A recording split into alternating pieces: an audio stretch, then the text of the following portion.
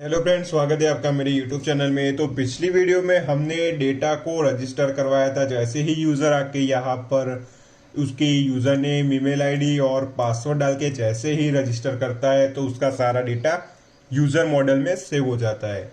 तो चलिए आज की वीडियो में ये जो डेटा सेव हुआ है उससे हम यहाँ पर लॉगिन कर सकते हैं। तो चलिए वो आज की वीडियो में हम लॉगिन वाले फंक्शन को क्रिएट करेंगे। अगर आपने अभी तक चैनल को सब्सक्राइब नहीं किया तो प्लीज़ चैनल को सब्सक्राइब कर देना और बेल आइकन को भी क्लिक कर लेना। चलिए सबसे पहले तो हमें एक यूआरएल और फंक्शन क्रिएट करना पड़ेगा लॉगिन के लिए, जहां पर हम ये पोस्ट रिक्वेस्ट भेजेंगे लॉगिन वाले यूआरएल पर। तो चलिए सबसे पहले तो यहाँ पर एक पोस्ट रिक्वेस्ट, एक यूआरएल क्रिएट करेंगे। तो यहाँ पर लिखेंगे account/login और यहाँ पर व्यूज में वो फंक्शन को क्रिएट करेंगे views.login और उसका नाम भी रखेंगे लॉगिन। चलिए अब ये जो लॉगिन है वो फंक्शन क्रिएट करेंगे व्यूज में। तो ये लॉगिन का एक फंक्शन क्रिएट हो गया। यहाँ पर लिखेंगे रिक्वेस्ट और अभी के लिए अभी यहाँ पर ऐसा करेंगे रिटर्न, हम जो माई अकाउंट वाली फाइल है उसी को ही रेंडर कराएंगे। चलिए मैं ऐसा करता हूँ, इसी को ही कॉपी कर लेता हूँ। तो चलिए अब हमें यहाँ पर क्या करना है। तो ये जो माई अकाउंट है वहां पर ये जो एक्शन है, अब ये जो पोस्ट रिक्वेस्ट कहा जाएगी तो पोस्ट रिक्वेस्ट जाएगी लॉगिन वाले यूआरएल पर। तो यहाँ पर यूआरएल लॉगिन एंड उसकी जो मेथड है वो कौन सी होगी, पोस्ट रिक्वेस्ट होगी। यहाँ पर सिक्योरिटी पर्पस के लिए हम लिखेंगे CSRF टोकन। चलिए अब ये जो इनपुट फील्ड है उसका हमें नाम देना पड़ेगा। तो ये यूजर नेम है तो उसका नाम रखेंगे यूजर नेम और इसका नाम रखेंगे पासवर्ड।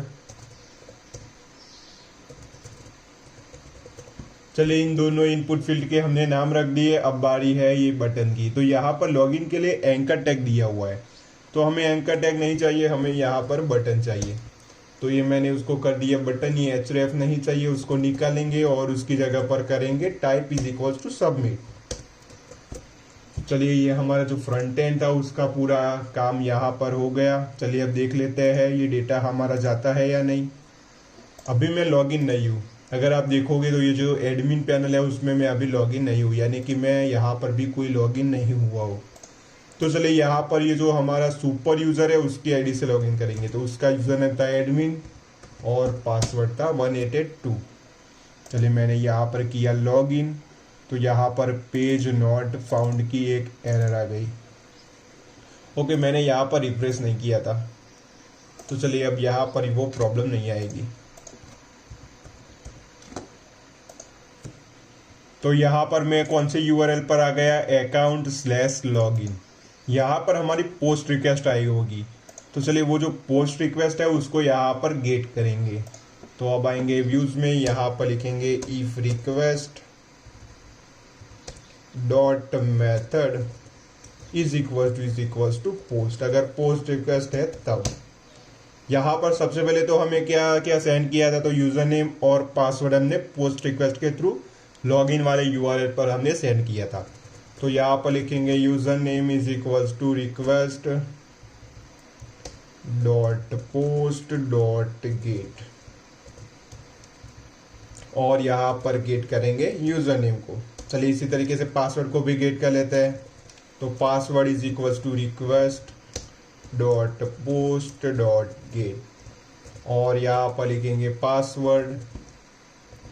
चलिए यहाँ पर हमें यूजर नेम और पासवर्ड मिल गया। चलिए अब यहाँ पर हम ऑथेंटिकेट कर सकते हैं। तो ऑथेंटिकेट करने के लिए आपको सबसे पहले तो इंपोर्ट करना पड़ेगा ऑथेंटिकेट लॉगिन और लॉग आउट। आपको सिंपली लिखना है from django.contrib.auth import authenticate login and log out. आपको ये ऑथेंटिकेट लॉगिन और लॉग आउट वाले मॉड्यूल को इंपोर्ट कर लेना है। चलिए अब इसका यूज हम कर सकते हैं। तो यहाँ पर हम लिखेंगे यूजर = ऑथेंटिकेट। यूजर को हमें कराना है ऑथेंटिकेट। यहाँ पर लिखेंगे रिक्वेस्ट यहाँ पर हम ऑथेंटिकेट कैसे कराएंगे, तो user name is equals to user name होना चाहिए and password is equals to password होना चाहिए। चलिए ये हमने ऑथेंटिकेट कराया। अब यहाँ पर इफ कंडीशन लगाएंगे, if user is not none, अगर यूजर नन नहीं है, नॉट नन, अगर यूजर नन नहीं है उस केस में क्या कराएंगे, और अगर यूजर नन है तब हम क्या करेंगे। तो अभी के लिए मैं यहाँ पर पास कर लेता हूँ, और एल्स अगर यूजर नन है तब, तो वहां पर भी मैं अभी पास कर लेता हूँ। चलिए अब यहाँ पर ये जो यूज़र नन नहीं है तो हमें क्या कराना है, अगर यूज़र नन नहीं है तो हम लॉगिन करा देंगे, तो रिक्वेस्ट लॉगिन कराएंगे यूज़र को, और लॉगिन हो जाने के बाद इसको रिडायरेक्ट भी कराना है। तो रिडायरेक्ट क्या कराएंगे, अगर वो सक्सेसफुली लॉगिन कर जाता है, उसका यूज़र नेम और पासवर्ड सही है, तब उसको रिडायरेक्ट करा देंगे होम पर। अगर उसका पासवर्ड जो यूज़र नेम और पासवर्ड अगर रॉन्ग है, तब उसको वापस रिडायरेक्ट कराएंगे माय अकाउंट वाले पेज पर। तो रिटर्न रिडायरेक्ट और माय अकाउंट। चलिए सिंपली यहाँ पर हमने फंक्शन को क्रिएट कर लिया। चलिए अब देख लेते हैं हमारा जो फंक्शन है वो वर्क करता है या नहीं। चलिए मैंने यहाँ पर जैसे ही क्लिक किया तो मैं यहाँ पर लॉगिन हो गया। अगर मैं इसको रिफ्रेश करूँगा तो मैं एडमिन पैनल को एक्सेस कर सकता हूँ। चलिए यहाँ पर मैं अगर लॉग आउट करूँगा तो लॉग आउट कर लेते हैं, और फिर से हम इसको लॉगिन करेंगे।